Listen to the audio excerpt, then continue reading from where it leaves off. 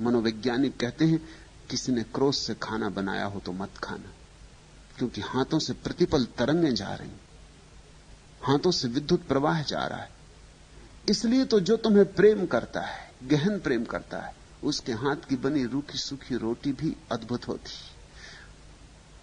Hotel में कितना ही अच्छा खाना हो, कुछ कमी होती, कुछ चूका चूका होता। खाना लाश जैसा होता, उसमें आत्मा नहीं होती।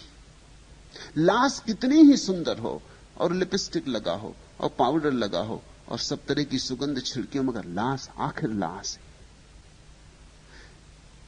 तुम्हें इस लाश में से शायद शरीर के लिए तो भोजन मिल जाएगा, लेकिन आत्मा का भोजन चूक जाएगा। और जैसे तुम्हारे भीतर शरीर और आत्मा है, ऐसे ही भोजन के भीतर भी शरीर और आत्मा है। आत्मा प्रेम से पड़ती। तो जब स्त्री उद्विग्न हो, उदास हो, खिन्न हो, नाराज हो, नकार से भरी हो, तब उसका खाना बनाना उचित नहीं।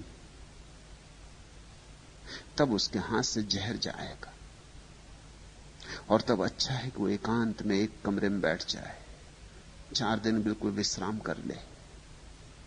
ये 4 दिन ऐसी हो जाए जैसे मर ही गई, दुनिया से उसका कोई नाता ना रहे।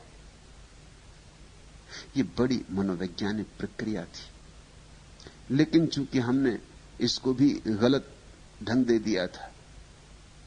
हालांकि हम गलत ढंग इसलिए दे देते हैं कि शब्दों को समझ नहीं पाते। जब स्त्री मासिक धर्म में होती है तो पुराने शास्त्र कहते हैं वो शूद्र हो गई, मगर शूद्र होने का मतलब ही ये होता है कि नकार हो गया, उसको छूना मत, शूद्र हो गई। मगर पुरुष भी इसी तरह शूद्र होते हैं।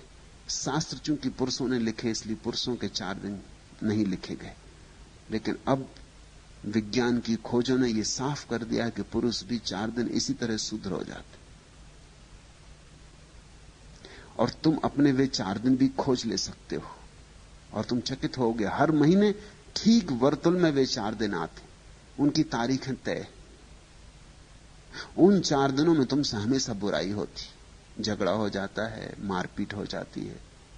उन 4 दिनों में तुमसे चूकें होती, कार चलाओगे एक्सीडेंट हो जाए। उन 4 दिनों में हाथ से चीजें छूट जाएंगी, गिर जाएंगी, टूट जाएंगी। उन 4 दिनों में तुमसे ऐसे वचन निकल जाएंगे जो तुम नहीं कहना चाहते थे, और फिर पीछे पछताओगे। उन 4 दिनों में तुम अपने में नहीं हो, उन 4 दिनों में तुम्हारा शूद्र पूरी तरह तुम्हारे ऊपर हावी हो गया।